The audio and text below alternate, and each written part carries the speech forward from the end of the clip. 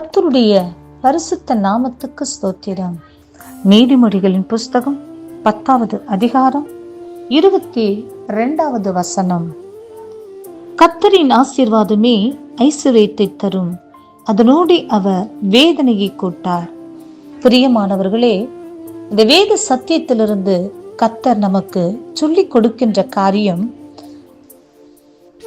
உலகத்தில் அநேக ஆஸ்திகள் நிறைந்தவர்கள், ஐஸ்வர்யம் நிறைந்தவர்களை நாம் பார்க்கின்றோம். ஆனால் அவர்களோடு கூட வேதனையும் அவர்களுக்கு இருக்கிறதை நாம் பார்க்கின்றோம். ஆனால் கர்த்தருக்கு பயந்த பிள்ளைகளுக்கு தேவன் ஆசீர்வாதத்தையும் ஐஸ்வர்யத்தையும் தந்திருக்கும் போது அவர்களோடு கூட வேதனை இல்லாமல் அவர்களுக்குள் இருக்கிற ஆசீர்வாதத்தினாலும் ஐஸ்வர்யத்தினாலும் அவர்கள் மனரம்யமாய் வாழ்கிறதை நாம் பார்க்கின்றோம். பிரியமானவர்களே, ஆம், கர்த்தரின் ஆசீர்வாதமே ஐஸ்வர்யத்தை தரும்.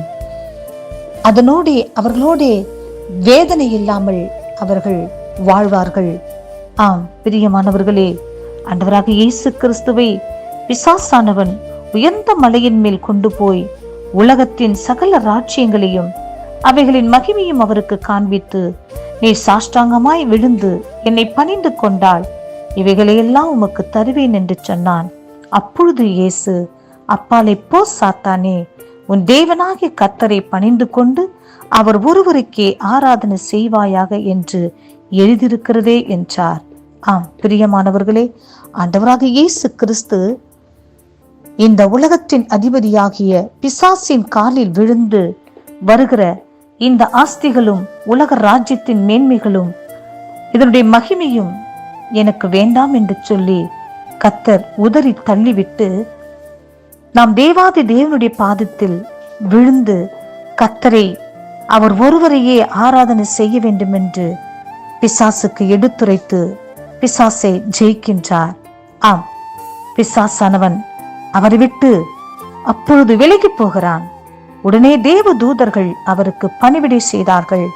பிரியமானவர்களே, ஆம், இந்த உலகத்தின் அதிபதியாகிய பிசாசின் காலில் நம் ஆண்டவராக இயேசு கிறிஸ்து விழுந்து வருகிற ஆசீர்வாதம் வேண்டாம் என்று சொல்லி தேவன் தருகிறதான மகிமையான ஆசீர்வாதத்தை பெற்றுக்கொள்ள அவர் தீர்மானித்தபடியினாலே தேவ தூதர்கள் அவருக்கு பணிவிடை செய்தார்கள்.